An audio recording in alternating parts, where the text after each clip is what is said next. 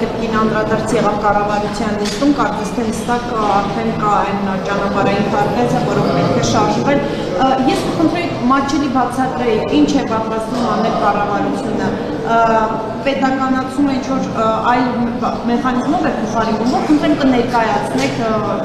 ինչ մեթոդով եք շարժվելու եւ ինչ է լինելու առաջիկայում։ Վարչապետը, հանրապետության վարչապետը նշեց մեխանիզմի առաջին քայլի մասին, դա կառավարման մասին է, ավելի մանրամասն օրենքի նախագծի փոփոխությունը արտահերթ նիստում կլինի առաջիկա օրերին, որքան տեղեկացված եմ արդեն իսկ մեր խմբակցությունը, կառավարող խմբակցությունը նախագիծը պատրաստել է եւ կարծես թե շրջանառվել է կամ շրջանառման փուլում է եւ արտահերթում լինելու է երևի թե դրանից ավել այս պահին չեմ կարող ինձ թույլ տալ մեկնաբանել, քանի որ հրապարակման գործընթացը որոշակի մեթոդաբանություն ունի այդ տրամաբանության ինչ է լինելու այստեղ կառավարիչը փոխվելու ինչ է լինելու այդ ոնց է լինելու էլի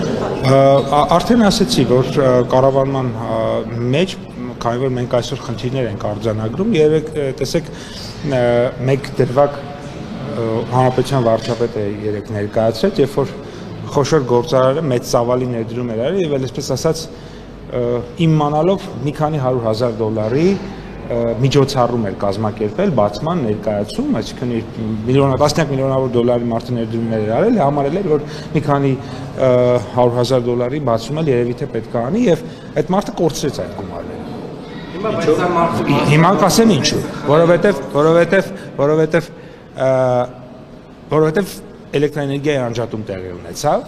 այն պահին, երբ որ պիտի բացումը տեղի ունենար, այդ օտարերկրյա մասնագետներ հյուրեր էր հրավիրել եւ դա օրինակ մեկ ուրիշ դեպք հենց 3 գործարաններից մեկից եմ ստացել, ով նոր տեխնոլոգիաներ է գնել եւ այդ նոր տեխնոլոգիաները պարբերաբար հետի կողմից անջատումների հետևանքով փչացել են, որովհետև ոչ մի ճապոնացի չի պատկերացնում, որ օրինակ օրը 5 անգամ կարող է լույսը անջատվել միանալ։ Մեծից ասում են մոտ $700 միլիոն ներդրում են արել, որովհետև համակարգը շատ մաշված է եւ դեռ բազմաթիվ միլիոնների այդպես ներդրումի կարիք կա։ Դե ինձ էլ գործարար միջավայրն ասում է, որ միլիարդավոր դոլարների ներդրումներ է արել, որոնք շատ հաճախ առոչինչ են դառնում, այդպիսի անպատասխան, որովհետև երբ որ դու առնում ես մի քանի միլիոն դոլարանոց սարք, հետո գալիս է որը նախատեսված չի որևէ պարագայում նրա համար, որովհետև այդ սարքը որ ճապոնացիները կամ գերմանացիները սարքում են, չեմ պատկերացնում, որ օրը կարա 5 անգամ հեծը լույսերը անջատի։ Հեծը ոնց է։ Հեծը բանավաճ ինքան հարցնում։ Չէ, դες պատասխանեցի ես ինքս եմ։ Շտաբում խնդրեմ մեկական։ Սա մասնավոր բիզնեսի իրանալու փորձ չի արդյոք կառավարության պետության կողմից եւ դու կարծում եք Հայաստանը միակ երկիրն է, որտեղ օրինակ խոսանք անջատվում է։ Հայաստանը միակ երկիրը չի վստահաբար, բայց ձեր առաջին հարցի պատասխանը միանշանակ եւ հստակ ոչ, որովհետեւ դուք տեսնեք եւ նախագիծը եւ մեր օրենսդրությամբ բոլոր հիմքերը սահմանված են, այսինքն այն ինչ որ տեղի կունենա, բացարձակապես դա մեր օրենսդրությամբ սահմանված է եղել, մենք մեր օրենսդրությամբ սահմանված դեպքերի իրացումն ենք ապահովելու։ Դա մենք բազմաթիվ օրենքներ ունենք, որոնք ենթադրում են պարտավորություն պետության, կառավարության, մասնավորի, մարդու, քաղաքացու, այսինքն դրանք պարտավորությունների կատարման շրջանակում եւ հանրային շահի գերակայության մասին, այսինքն երբ որ որն է ամենակարևորը, պետությունը, ժողովուրդը, հանրությունը եւ այդ կարևորության տրամաբանությամբ պետք է մենք շարժվենք, մենք չենք կարող մեկ մարդու շահը գերադասենք հազարավոր, 100,000-ավոր, միլիոնավոր մարդկանց շահերից։ Մենք չենք կարող մեկ մարդու ասել դու ինչ ուզես կարող ես անել եւ օրինակ հազարավոր տնտեսվարողներ բիզնեսներ կորցնեն, հազարավոր տնտեսվարողներ 100 միլիոնավոր դոլարներ կորցնեն, 100,000-ավոր մարդիկ մնան առանց լույս։ Պետական կառավարման համակարգում պարալիզացվի, որովհետեւ բանա, չգիտես ինչի, օրինակ 3 էկոնոմիկայի նախարարությունում կես ժամը մեկ ասենք իմ համաշտան հասկանալի լույսերը անջատվում է։ Սա Եթե պետականացվի հեծը, այդ միջոցներ ունեք, այդ առողջացման ծրագրերի ներդրումների արդյունավետ որ լինեն ներդրում։ Կլինի մեխանիզմ, տեսեք, կլինի մեխանիզմը ազգային ժողովում այդ բոլոր հարցերի մասին պատասխան կլինի, որովհետև երբ որ նաև մեխանիզմ է ներկայացվում փոփոխությունների համապատասխան տեղի կունենան, ես կարծում եմ նաև Իսկ ղեկավարությունից բացատրություն պահանջել եք կամ պարզաբանում ինչու է իրավիճակը։ Ես երեք հրապարակային այդ մասով արել եմ նաև գրառում, որովհետև անթույլատրելի է, երբ որ տնտեսությունը օրինակ գործարանը կարա կանգնի, գործարանները կարան կանգնեն, առևտրի կենտրոնները կարան կանգնեն եւ այլն, եւ բնականաբար կարծում եմ, որ այդ մասով աշխատանք պետք է տալի։ Չեմ, ես ասում եմ դա երեք ես նաև այն հրապարակային եմ դրա մասին արել գրառում, ես կարծում եմ նաև ոլորտային նախարարությունը պատճեց զբաղվում։ Օրինակ դուք Իրանի մասով էլ ասեք, պարոն Պապյան, դուք հանդիպեցիք Վրաստանի փոխվարչապետի հետ, որը էկոնոմիկայի նախարարն հետո իրեն լրացրին աշխատանքի, չգիտեմ ինչ եղավ իրենց մոտ, եւ ասացիք, որ Իրանի խնդիրը լուծվել է նաև կոնյակի մասով։ Թեպետ էլի ազդակներ կան, որ որոշակի խնդիրներ կան, կուտակումներ կան։ Խնդրում եմ ասել, վրացի ձեր գործընկերները բարձրաբանել են, որ մեր խնդիրը ինչու են իրենք ոչ դոթարություն մեզ համար, մեր արտահանողների եւ ռուսական մասից բարձրաբանում ունեք եւ այս բանի ամբողջությամբ խնդիրը լուծված է, թե դա կուտակումներ կան։ Տեսեք, ուրեմն Ծիրանի մասով այս պահին երեկվա դրությամբ 626 մեքենա միայն հունիս ամսին Ռուսաստանի Դաշնություն հասել է, 363-ը ճանապարհին են, օրինակ միայն 69-ը երեկա դուրս եկել, 70 քանիսը դրանից առաջ, իսկ նրանք ակնհայտորեն անգամ չեն էլ հասել։ Երկրորդը շատ մեծ հերթեր կան, օբյեկտիվ հերթեր կան Վերին Լարսում, որովհետև այդ տեղով անցնում է ոչ միայն Հայաստանի, գիտեք, այլ նաև այլ երկրների, Վրաստանի եւ այլ երկրների, Թուրքիա եւ այլ ցամաքային, այո, բեռներ եւ այո, հարյուրավոր մեքենաներ հերթի մեջ կանգնած անցնում են եւ այդ թվում նաև Ծիրանի։ Իհարկե Ծիրանը, այսպես ասած, որպես շուտ փչացող ապրանք ունի արտահերթության իրավունք եւ օրինակ երեք ես նաեւ կոնյակի թիվը ձեզ հիշեցնեմ, օրինակ 3 քանի մեքենա կոնյակ է անցել, բնականաբար կոնյակի թիվը բազմապատիկ ավելի քիչ պետք է լինի, շատ պարզ պատճառով, որովհետեւ կոնյակը չի համարվում շուտ փչացող ապրանք եւ նրանց հերթը մի քիչ ավելի բարդ է, 3 անցել է ընդամենը 7 մեքենա կոնյակ։ Այո, այսինքն էլի հերթի այս պահին հերթի մեջ բանա տասնյակ մեքենաներ կա կոնյակով բեռնված։ Այսինքն դրական եզրակացության որևէ խնդիր չկա, իրանք պետքա անցնեն, պարզապես սպասում ենք հերթին եւ 3 ընդամենը 7 մեքենա Գեզիում կա եւ ունենք գործընկերների հետ պայմանավորվածություն, առաջիկա օրերին մի քանի տասնյակ մեքենաներ կան, այդ բոլոր մի քանի տասնյակ մեքենաները ամբողջովին ուրեմն դուրս են գալու, ես մեկ թիվ նշեմ, օրինակ երեք առաջի օրը միայն 24 մեքենա Երևանի կոնյակի գործարանի, մեր հայտնի գործարանի մեքենա դուրս է եկել եւ ճանապարհվել է դեպի Երեքից այդ թիմակիցներից Սարգսյանը այս թեմաներին անդրադառնալով տեղի իրավական գործընթացներին, այս չգիտեմ, գործարարեցին իրավապահները, Սարգսյանը նշում է, որ այդ այն, որը որակվում է ձեր կողմից որպես ահաբեկչություն, ասում է, որ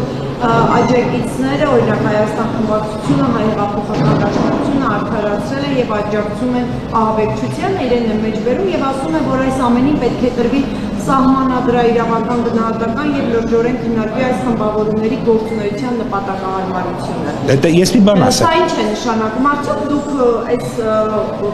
քաղաքական ուժի, չգիտեմ, կասեցում կամ ինչ-որ այլ սցենարների մասին եք ասում։ Ես կարճ բան ասեմ։ Ես ուսումնասիրել եմ 99 թվականի մամուլը, ԱԺՄ հյդեական մամուլը։ 99 թվականի հոկտեմբերի 27-ից առաջ Վազգեն Սարգսյանի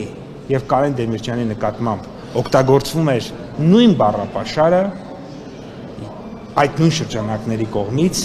ինչ որ հիմա օգտագործվում է Նիկոլ Փաշինյանի նկատմամբ։ Բացարձակ նույն։ Գնացեք, կարդացեք Բայց սա ինչ է նշանակում։ Դաշնակցական եւ դաշնակցական ԱԺՄ-ական թերթերը 99 թվականի հուլիս, օգոստոս, սեպտեմբեր, հոկտեմբեր ամիսներին ինչ էին իրեն գրում Վազգեն Սարգսյանի մասին, ինչ են իրեն գրում Կարեն Դեմիրճյանի մասին, նույն բառապաշարը, սա նշանակում է, որ Հայաստանի, սա նշանակում է, որ ի տարբերություն 99 թվականի, երբ որ օրինակ Հայաստանի Հանրապետության ազգային անվտանգության ծառայությունը իմ կարծիքով եւ իր ղեկավարը չեմ կարող ասել, բայց փաստավոր թերի, միտումնավոր թե ոչ միտումնավոր, դա առանձին հարց է, թերի են աշխատել եւ տեղի է ունեցել հոկտեմբերի 27-ը, հիմա Հայաստանի Հանրապետության ազգային անվտանգության ծառայությունը եւ մյուս իրավապահ մարմինները աշխատել են փայլուն եւ նոր հոկտեմբերի 27 տեղի չի ունեցել Հայաստանում։ Որ ասում են պատիտակ այսքան մարդու պետքա գյուլենք, հետո այսքան մարդուն կբռնենք, հետո այն մյուսի ընտանիքներին սենց կանենք, հետո նենց կանենք, դա։ Մի վարքան կներեք, որ ասում են ավտոբուսի վրա յուղ կլցնենք, կայրենք, այդ ի՞նչ է։ Այդ ավտոբուսների ում պետք է այրեին։ Իսկ կասեք, խմբավորումների գործունեության նպատակահարմարությունը դա ինչ է նշանակում։ Դե ես կարծում եմ, որ բոլոր հանցագործ խմբավորումները, որոնք որ աշխատում են պետականության դեմ, պլանավորում են հեղաշրջում, այդ թվում ոչ միայն քաղաքական գործիչներին սպանելով, այլ նաև սովորական մարդկանց, որտեղ երբ որ ինքը ասում է պետքա օրինակ ավտոբուսի վրա յուղ լցնել եւ այրել, որտեղ ավտոբուսի վրա երբ որ դու յուղ ես լցնում ու այրում ես, դա աշխատանքի գնացող սովորական քաղաքացիներ են ավտոբուսների մեջ։ Գործարարներ չեն, իշխանության ներկայացուցիչներ չեն եւ այլն եւ այլն։ Երբ որ այդպիսի կլսեք, երբ որ այդպիսի բան է պլանավորում, այդ բոլոր խմբավորումներին պետքա օրենքի ողջ խստությամբ չեզոքացնել եւ տանել նստացնել Նայիրի Հունանյանի կողքը, որովհետեւ իրանք Նայիրի Հունանյանից ոչ մի բանով չեն տարբերվում։ Իհարկե ունի։ Ինչ կներեք։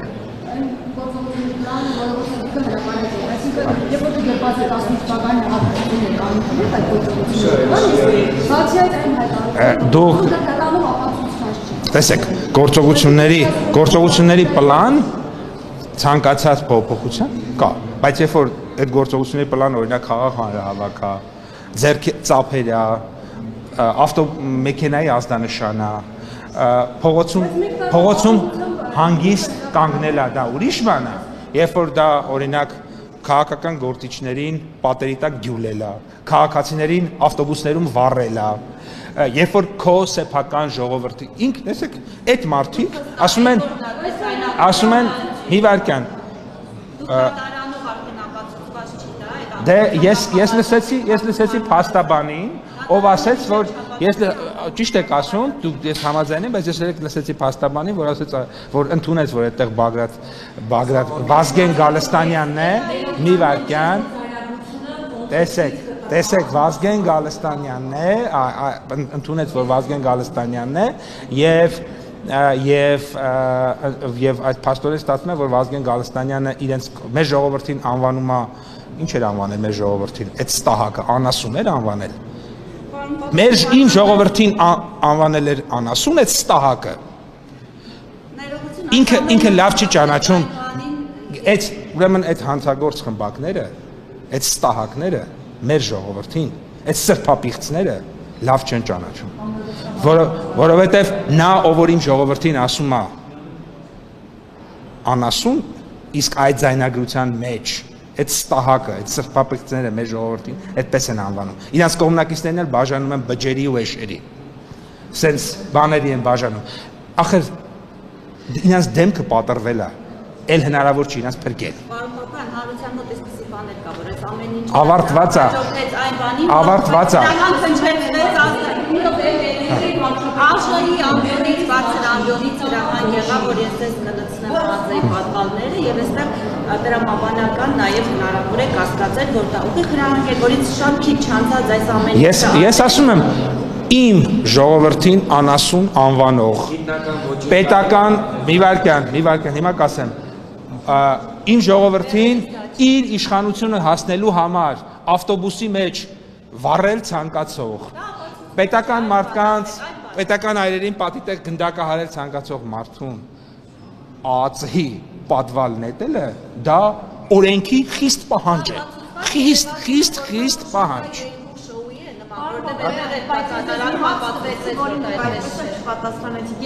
Դուք ինչ հարց տալիս եք, ավելի վատ վիճակում եք հայտնեցնում տերորիստների եւ տերորիստների պաշտպանների։ Չեք լսում հարցը, պարոն Պապարյան, ինչ որ հայտարարություններ եք անում։ Ես ձեզ հարցնում եմ, երբ որ Սարգիս Խանդանյանն ասում է, որ սահմանադրաիրավական գնահատական պետք է տրվի այդ մարդկանց աջակցողներին եւ քննարկվի նրանց գործունեության նպատակահարմարությունը։ Խոսքը կուսակցության գործունեության նպատակահարմարության մասին է։ Ինչ է սա նշանակում։ Դե սա նշանակում որ պետք է քաղաքական առումով դա նվազագույնը քննարկման առարկա, այո, որովհետեւ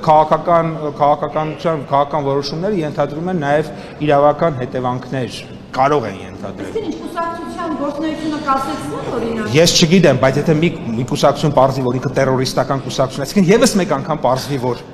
այս փուլում էլ է ինքը տերորիստական կուսակցություն, ապա ինչու ոչ, որովհետեւ եթե ինչ որ փուլերում պարզվել է, որ ինքը տերորիստական է եւ մեր դատարանների որոշմամբ, որպես տերորիստական կուսակցություն իր ուրեմն գլխավորները գնացել եւ դատապարտվել են, հետո առանց դատարանի որոշումների կամ ինչ որ բանը քաղաքական փոփոխության արդյունքում ինչ որ մարդիկ դուրս են եկել ուրեմն բերթերից դա գոնե մեր դատարանները ապացուցել են 90-ականներին, ես ինչքան գիտեմ, չէ՞։ Տես չի։ Ծիրանի բերքը սարի ավելի քիչ է, թե չէ։ Շատ է, ավելի շատ։ Ավելի շատ է եւ արտահանումը նույն ձևի։ Ավելի շատ է։ Լավ է, ամենից։